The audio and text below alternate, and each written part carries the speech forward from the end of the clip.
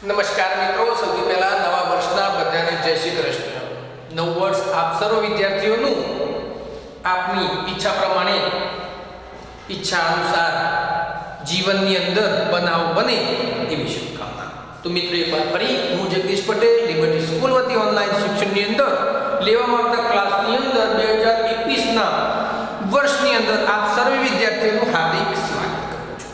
તો મિત્રો વિષય તત્વજ્ઞાન ધોરણ 11 પ્રકરણ નંબર 4 અર્વાચીન તર્કશાસ્ત્રની દ્રષ્ટિએ સંયુક્ત વિધાનો। તો મિત્રો અગાઉ પણ ચર્ચા કરેલી છે કે સંયુક્ત વિધાનો 5 પ્રકારના આવે, એમાંથી એક નિષેધ અથવા તો નિષેધવાચક સંયુક્ત વિધાનની વાત કરી।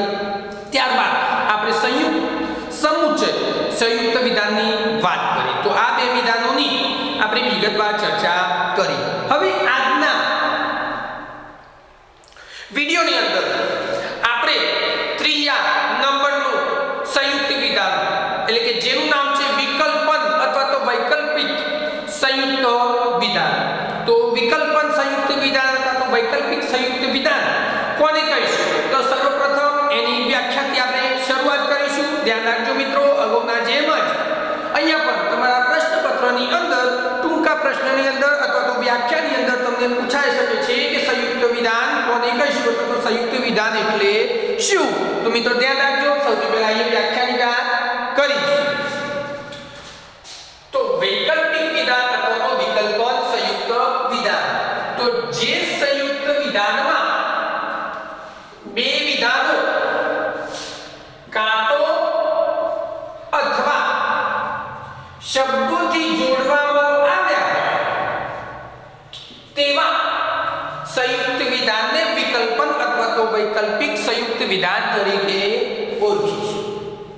ફરીવાર મિત્રો, જે સંયુક્ત વિધાનમાં બે વિધાનોને કાં તો અથવા શબ્દોથી જોડવામાં આવ્યા હોય તેવા સંયુક્ત વિધાનને આપણે વિકલ્પન અથવા તો વૈકલ્પિક સંયુક્ત વિધાન તરીકે ઓળખીશું। મિત્રો નિષેધવાચક વિધાનમાં ફક્ત એક જ વિધાન આવતું, જ્યારે બાકીના જે વિધાનો છે અથવા તો જે બાકીના 4 સંયુક્ત વિધાનો છે એની અંદર એક કરતાં વધુ સંયુક્ત વિધાનોને જુદા જુદા કારકોથી જોડાયેલા હોય છે। આ ખાસ ધ્યાન રાખો। જેમ કે સમુચ્ચય તો એની અંદર બે સંયુક્ત વિધાનોને અનેક કારકથી જોડવામાં આવતું હતું। અહીંયા વિકલ્પન છે એટલે બે સંયુક્ત વિધાનોને કાંટો અથવા કારકથી જોડવામાં આવે છે તેવા સંયુક્ત વિધાનને આપણે કેવું વૈકલ્પિક અથવા તો વિકલ્પન સંયુક્ત પ્રકારનું વિધાન કહી શકીશું। હવે મિત્રો તાર્કિક કારકોની વાત કરીએ તો અહીંયા એનું તાર્કિક કારક છે કાંટો અથવા। તમને પૂછવામાં આવે તો તમારે ઓળખવું હોય કે કયા પ્રકારનું સંયુક્ત વિધાન છે, તો તમે કઈ રીતે ઓળખી શકશો મિત્રો? જે એની અંદર તાર્કિક કારકોનો ઉપયોગ થયેલો હોય એના આધારે તમે કયા પ્રકારનું સંયુક્ત વિધાન છે ઓળખી શકો છો। જેમ કે નિષેધવાચક છે, સમુચ્ચયક વિધાન છે, પછી વૈકલ્પિક છે, શરતી છે કે દ્વિશરતી છે। આ તમે ઓળખવું હોય તો એ સંયુક્ત વિધાનની અંદર જે કારકો વપરાયેલા હશે એના આધારે ઓળખી શકો છો। તો વૈકલ્પિક વિધાનને તમારે ઓળખવું હોય તો એનો કારક કયો છે? કાંટો અથવા। હવે મિત્રો એક ઉદાહરણ દ્વારા વૈકલ્પિક વિધાનની આપણે સમજૂતી મેળવીશું। અહીંયા જોશો મિત્રો, કાંટો સદગુણ સુખકારક છે અથવા દુર્ગુણ દુઃખકારક છે। એટલે કે સારા ગુણો હોય તો સુખી થવાય અથવા તો ખરાબ ગુણો હોય તો જીવન દુઃખી થાય। તો અહીંયા બે એટલે કે સદગુણ માટે મેં પી ધાર્યું અને દુર્ગુણ માટે મેં ક્યુ ધાર્યું। તો આ મારા બે વિધાનો છે। હવે આ બે વિધાનોને કયા કારકથી જોડવામાં આવેલા છે અથવા તો કયા શબ્દથી જોડવામાં આવે છે? તો કાંટો અથવા। તો કાંટો અથવા થી જે સંયુક્ત વિધાનની અંદર બે વિધાનો જોડાયેલા હોય એને આપણે શું કહીશું? વિકલ્પન વિધાન અથવા તો વૈકલ્પિક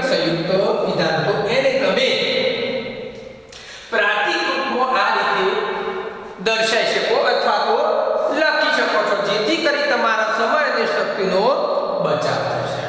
બીજું ઉદાહરણ જોઈશું મિત્રો. શબ્દવૃષ્ટિ થશે અથવા પુષ્પવૃષ્ટિ થશે. શબ્દો વધુ બોલો તો કહેવાય કે શબ્દવૃષ્ટિ થશે, અને પુષ્પો આપણે કોકના ઉપર પધરાવતા હોય તો એને શું કહેવાય? પુષ્પવૃષ્ટિ થશે. તો આ મારા બે વિધાનો છે મિત્રો. એને અહીંયા મેં કાં તો તાર્કિક કારકથી જોડાયેલા છે. આને પણ લખવું હોય તો A વિકલ્પ B વિકલ્પ પર Q, અથવા તો બીજો કોઈ તમે કેપિટલ અક્ષર ધારી શકો A વિકલ્પ પર B. તો આ રીતે તમે પ્રાતિક રૂપમાં એની રજૂઆત કરી શકો છો. આગળ જોઈશું મિત્રો પ્રતીક. હવે કાંતો અને અથવા માટે પ્રતીક આપણે V લઈશું. અહીંયા જોશો તો પ્રતીક તરીકે V નો ઉપયોગ થાય છે. બીજા એક ઉદાહરણ દ્વારા પણ એને સમજાવવાનો પ્રયત્ન કરીએ મિત્રો. કાંતો અમે સોમનાથ જઈશું અથવા અમે ગોવા જઈશું. એટલે કે અમે કાંતો ગોવા જઈશું, કાંતો સોમનાથ જઈશું અથવા ગોવા જઈશું. મિત્રો અહીંયા બંનેમાંથી એક વિધાન સત્ય હોય.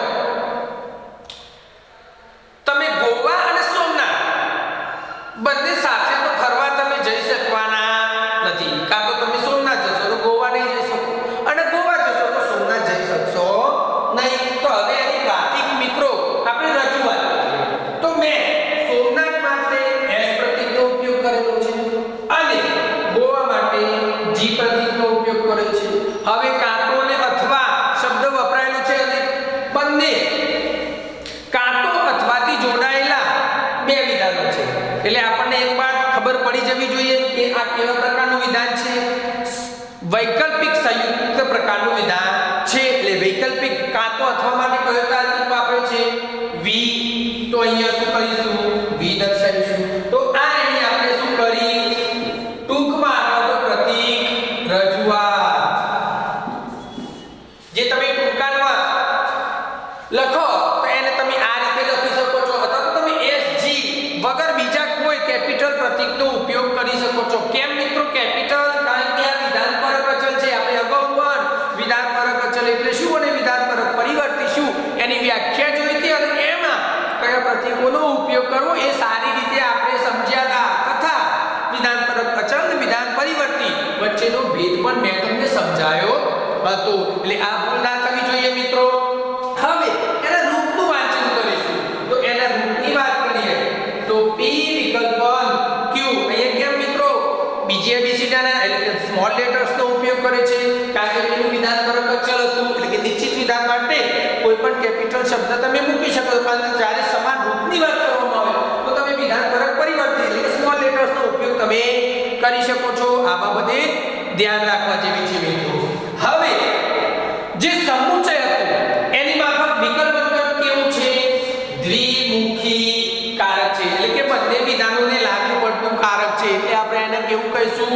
દ્વિમુખી. આપણે ત્રણ કારકોની અંદર સુધી ચર્ચા કરી: નિષેધવાચક, સમુચય અને ત્રીજું વિકલ્પ. એમાંથી ફક્ત નિષેધ હતું એ કેવું હતું? એકમુખી કારક. બાકીના બે કેવા છે? દ્વિમુખી કારક. દ્વિમુખી કારક અને એકમુખી કારકની વ્યાખ્યા પણ આપણે અગાઉ વાતની ચર્ચા કરી હતી, એટલે અત્યારે એની ફરી ચર્ચા કરવાની કોઈ જરૂરિયાત જણાતી નથી. હવે મિત્રો P અને Q નો એક સાથે વિચાર કરીએ તો ચાર પ્રકારની શક્યતાઓ ઊભી થાય. એક, P અને Q બંને સાથેનો વિચાર કરતો P સત્ય હોય અને Q પણ સત્ય હોય, એટલે કે બંને વિધાનો પણ સાચા હોય છે. બીજું એની બીજી શક્યતા છે તો P સત્ય અને Q અસત્ય હોય, એટલે કે મારું પહેલું વિધાન સત્ય હોય બીજું અસત્ય હોય. ત્રીજાની વાત કરીએ, ત્રીજી શક્યતાની, તો મારું પહેલું વિધાન અસત્ય હોય અને બીજું વિધાન મારું સત્ય પણ હોઈ શકે. અને એની ચોથી શક્યતા છે કે મારા બંને વિધાનો એકી સાથે અસત્ય હોય, એટલે કે હું જે બોલ્યો છું અથવા તો મેં દલીલ ને તો જે વાક્યની રચના કરી છે બંને કેવા હોય? ખોટા પણ હોય શકે છે. તો આ એની ચાર શક્યતાઓ. હવે મિત્રો વૈકલ્પિક વિધાનના જે નિયમ છે એની વાત કરીએ આપણે તો જો બંને વિકલ્પો સત્ય હોય તો વિકલ્પન કેવું હોય? અસત્ય. જો બંને વિકલ્પો કેવા હોય? સત્ય, તો વિકલ્પન અસત્ય. જો એક કે બંને વિકલ્પો સત્ય હોય તો વિકલ્પન વિધાન મારું કેવું હશે? સત્ય. એકવાર ફરીથી મિત્રો, જો બંને વિકલ્પો સત્ય હોય તો મારું વિકલ્પન વિધાન કેવું હશે? અસત્ય. જો એક કે બંને વિધાનો સત્ય હોય તો મારું વિકલ્પન વિધાન કેવું હશે? સત્ય. તો જે બે આપણી બે શરતો છે તેના આધારે આપણે શું કરી શકીએ ભાઈ? આપણે સત્યતા કોષ્ટકનો કોઠો બનાવી શકીએ છીએ. અગાઉ પણ તમે જોયું કે નિષેધમાં પણ સત્યતા મૂલ્યનો કોઠો હતો, અહીંયા પણ સમુચ્ચયની અંદર પણ સત્યતા કોષ્ટક હતું, અહીંયા વિકલ્પની અંદર પણ આપણે સત્યતા કોષ્ટક જોઈશું. જે આપણે નિયમો છે એના આધારે આપણે ચાર સત્યતાઓ દર્શાવી શકીએ અને તેના આધારે આપણે પછી શું કરીશું? સત્યતા કોષ્ટક દર્શાવીશું. તો અહીંયા જો મિત્રો આપણે પહેલી શબ્દ કે જો ઈ સત્ય ને ક્યુ સત્ય એટલે કે બંને સત્ય છે, બંને કેવા સત્ય છે, તો અહીંયા આપણું વિકલ્પન વિધાન કેવું થશે? સત્ય. આપણી પહેલી શક્યતા અહીંયા પી સત્ય અને ક્યુ સત્ય, તો વિકલ્પન પી વિકલ્પન ક્યુ કેવું થશે? સત્ય. આપણી પહેલી શક્યતા.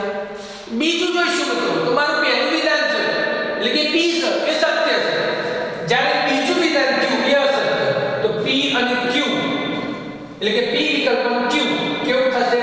સત્ય. અહીંયા જોશો તમે કે જો એક કે બંને વિકલ્પો સત્ય હોય તો સત્ય, એટલે કે અહીંયા બંને વિકલ્પો સત્ય હતા એટલે મારું પી વિકલ્પન ક્યુ સંયુક્ત વિધાન કેવું હતું? સત્ય. અને અહીંયા બીજી શરત છે એ લાગુ પડી કે બંને વિધાનમાંથી એક પણ વિકલ્પન સત્ય તો પી વિકલ્પન ક્યુ કેવું થશે?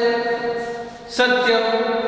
અહીંયા જોશો મિત્રો ત્રીજી શક્યતા, જો પી અસત્ય અને ક્યુ સત્ય તો પી વિકલ્પન ક્યુ સત્ય. અહીંયા પણ આપણે બીજી શરતની વાત કરી મિત્રો કે અહીંયા મારું પહેલું વિધાન સત્ય હતું અને બીજું અસત્ય હતું, જ્યારે અહીંયા મારું પહેલું વિધાન અસત્ય છે પણ બીજું વિધાન કેવું છે? સત્ય. એટલે પી વિકલ્પન ક્યુ કેવું થશે? સત્ય. હવે ચોથી શક્યતાની વાત કરીએ મિત્રો, એની અંદર પહેલો જે શરત છે એ કામ કરશે. બંને વિકલ્પો સત્ય હોય તો જ પી વિકલ્પન ક્યુ કેવું થાય? સત્ય. પરંતુ અહીંયા બંને વિકલ્પો એટલે મારું પહેલું વિધાન પી વાળું છે એ, બીજું વિધાન ક્યુ છે એ બંને કેવા છે? સત્ય. તો પી વિકલ્પન ક્યુ કેવા પ્રકારનું થશે? અસત્ય. તો મિત્રો આપણે ચાર શક્યતાઓ આ બંને શરતોના આધારે દર્શાવી. હવે આ જે આપણે ચાર શક્યતાઓ દર્શાવી એના આધારે આપણે શું કરવાનું છે?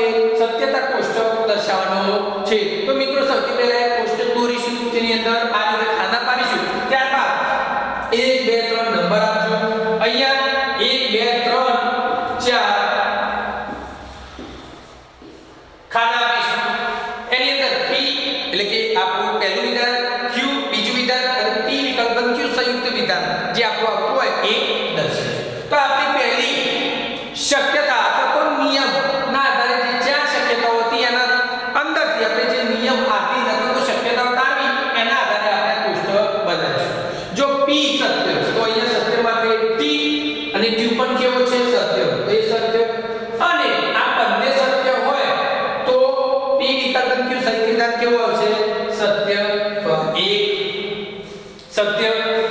બીજું, જો પી સત્ય અને ક્યુ અસત્ય એટલે કે મારું પહેલું વિધાન સત્ય તો પી સત્ય છે પહેલું વિધાન છે મારું, અને બીજું વિધાન એટલે કે ક્યુ અસત્ય તો ફોલ્સ એટલે કે બીજું વિધાન અસત્ય છે.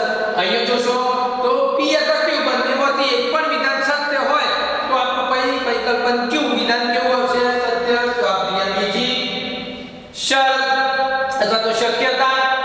ત્રીજું જોઈશે શક્યતા, તો જો પી અસત્ય એટલે મારું પહેલું વિધાન છે એ અસત્ય છે, જ્યારે બીજું વિધાન છે સત્ય, તો પી વિકલ્પ ક્યુ સંયુક્ત વિધાન છે કેવું આવશે? સત્ય. આ ત્રીજું. હવે ચોથી શક્યતા, જો પી અને ક્યુ અસત્ય હોય તો પી વિકલ્પન ક્યુ સંયુક્ત વિધાન કેવા આવશે? અસત્ય. તો અહીંયા મારું પી પણ અસત્ય છે એટલે એફ, ક્યુ પણ અસત્ય છે એફ, અને બંને અસત્ય છે એટલે પી વિકલ્પ ક્યુ વિધાન કેવું આવશે? અસત્ય. મિત્રો તો આ તમારો સત્યતા કોષ્ટકની રચના આપણે કરી. મિત્રો એટલું અહીંયા ફક્ત ને ફક્ત આ સત્યતા કોષ્ટકની અંદર એટલું યાદ રાખવાનું કે 4 શક્યતાઓ આવે છે અને 4માંથી વૈકલ્પિક વિધાન ત્યારે જ અશક્ય અથવા તો અસત્ય બને જ્યારે બંને વૈકલ્પિક વિધાનો અસત્ય હોય. તો અહીંયા એવો કયો કોઠો છે છેલ્લો અહીંયા એમ કે ખોટું એટલે કે બી વિકલ્પ ક્યુ બંને વિધાનો મારા કેવા છે અસત્ય. તો આ એક જ શક્યતાના આધારે પણ તમે એની રચના કરી શકો. તો મિત્રો આપણા 5 સંયુક્ત વિધાનની અંદરથી આપણે આજ સુધીમાં 3 સંયુક્ત વિધાનોનો અભ્યાસ કર્યો. પહેલો વિકલ્પન, બીજો સમૂચય અને ત્રીજો વિકલ્પન વિધાન. તો અહીંયા આજના વિકલ્પન વિધાનની જે આપણે ચર્ચા કરી છે એને તમે વિગતવાર જોયું તો તમને ખ્યાલ આવ્યો છે. શરૂઆતમાં મેં તમને વ્યાખ્યા દર્શાવી, ત્યારબાદ એના તાર્કિક કારકની વાત કરી, ત્યારબાદ એને ઉદાહરણ દ્વારા મેં સમજાવ્યું, ત્યારબાદ એનું પ્રતીક તરીકે શેનો ઉપયોગ કરવામાં આવે છે એની પણ વાત કરી, ત્યારબાદ એને પ્રાતિક રજૂઆત કઈ રીતે કરી શકાય એની રજૂઆત કરી, ત્યારબાદ આપણે એના રૂપની ચર્ચા કરી, ત્યારબાદ કેવા પ્રકારનું કારક છે એની પણ ચર્ચા કરી, એના પી અને ક્યુ નો સાથે વિચાર કરતો શું બને છે એનો વિચાર કર્યો, ત્યારબાદ સત્યતા કોષ્ટક અંગેના નિયમો અને શરતોની વાત કરી અને એ શરતોની આધારે આપણે જે 4 શક્યતાઓ હતી એ રજૂ કરી અને આ 4 શક્યતાઓને આધારે આપણે સત્યતા કોષ્ટકની રજૂઆત કરી. તો મિત્રો આજના જે વિડિયોની અંદર મેં તમને ધ્યાનથી ભણાવ્યું છે, તમે ખૂબ જ ધ્યાનથી ભણાવ્યું હશે અને હવે તને એમનું ખૂબ જ પૂરેપૂરું ધ્યાનથી કરશો તો તમને પૂરી સમજ અત્યાર સુધીના પ્રકરણની અંદર જે 3 સંયુક્ત પ્રકારના વિધાનોની ચર્ચા કરી